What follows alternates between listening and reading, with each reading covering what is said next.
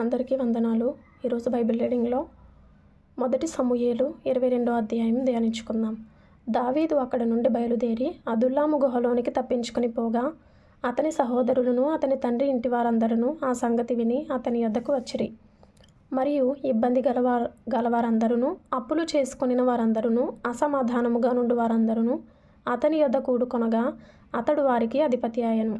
అతని యొద్దకు ఎక్కువ తక్కువ 400 మంది వచ్చియుండిరి. తరువాత దావీదు అక్కడ నుండి బయలుదేరి మోయాబులోని మిస్పేకు వచ్చి, దేవుడు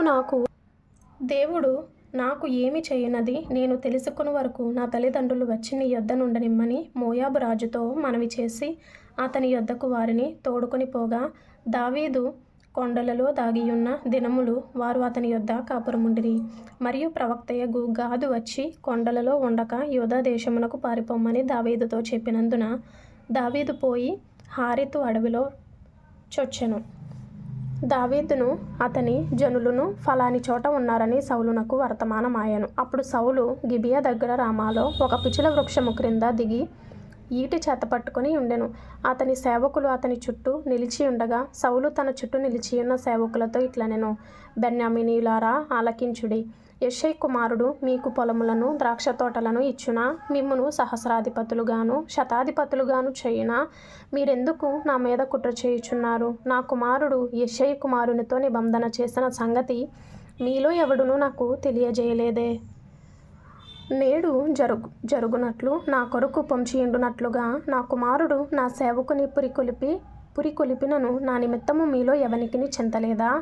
అప్పుడు ఎదోమీయుడగు దోయేగు సౌలు సేవకుల దగ్గర నిలిచియుండి యెషై కుమారుడు పారిపోయి నోబులోని అహీటూబు కుమారుడైన అహీమెలెకు దగ్గరకు రాగా నేను చూచితిని. అహీమెలెకు అతని పక్షముగా యెహోవా యొద్ద విచారణ చేసి ఆహారమును ఫిలిష్తీయుడైన గొల్యాతు ఖడ్గమును అతనికిచ్చినని చెప్పగా, రాజు యాజకుడును అహీటూబు కుమారుడునగు అహీమెలెకును నోబులోనున్న అతని తండ్రి ఇంటి వారైన యాజకులను అందరినీ పిలువనంపించెను. వారు రాజునద్దకు రాగా, సౌలు అహీటూబు కుమారుడా ఆలకించుమనగా అతడు చిత్తమున ఏలినవాడా అనెను. సౌలు, నీవు యెషై కుమారునికి ఆహారమును ఖడ్గమును ఇచ్చి అతని పక్షమున దేవుని యొద్ద విచారణ చేసి అతడు నా మీదకి లేచి నేడు జరుగుచున్నట్టు పొంచియుండుటకై అతడును నీవును జతకూడితిరేమని అడుగగా, అహీమెలెకు రాజునకు అల్లుడై నమ్మకస్తుడై ఆలోచనకర్త అయి నీ నగరిలో ఘనత వహించిన దావీదు వంటివాడు నీ సేవకులందరిలో ఎవడున్నాడు? అతని పక్షముగా నేను దేవుని యొద్ద విచారణ చేయుట నేడే ఆరంభించితినా? అది నాకు దూరమగును గాక. రాజు తమ దాసుడనైన నా మీదను నా తండ్రి ఇంటి వారందరి మీదను ఈ నేరము మోపకుండును గాక. ఈ సంగతిని గూర్చి కొద్ది గొప్ప ఏమియు నీ దాసుడనైన నాకు తెలిసినది కాదు అని రాజుతో మనవి చేయగా, రాజు అహీమెలెకు, నీకును నీ తండ్రి ఇంటి వారందరికీ మరణము నిశ్చయము అని చెప్పి యెహోవా యాజకులకు వీరు దావీదుతో కలిసినందునను అతడు పారిపోయిన సంగతి తెలిసియు నాకు తెలియజేయకపోయినందునను మీరు వారి మీద పడి చంపుడని తన చుట్టూ నిలిచియున్న కావలి వారికి ఆజ్ఞ ఇచ్చెను. రాజు సేవకులు యెహోవా యాజకులను హతము చేయనొల్లక ఉండగా రాజు దోయేగుతో నీవు ఈ యాజకుల మీద పడుమని చెప్పెను. అప్పుడు ఎదోమీయుడైన దోయేగు యాజకుల మీద పడి ఏఫోదు ధరించుకొనిన 85 ఆ దినమున హతము చేశాను. మరియు అతడు యాజకుల పట్టణమైన నోబు కాపురస్తులను కత్తివాత హతము చేశాను. మగవారినేమి ఆడువారినేమి బాలురనేమి పసిపిల్లలనేమి ఎడ్లనేమి గారదభములనేమి గొర్రెలనేమి అన్నిటినీ కత్తివాత హతము చేశాను.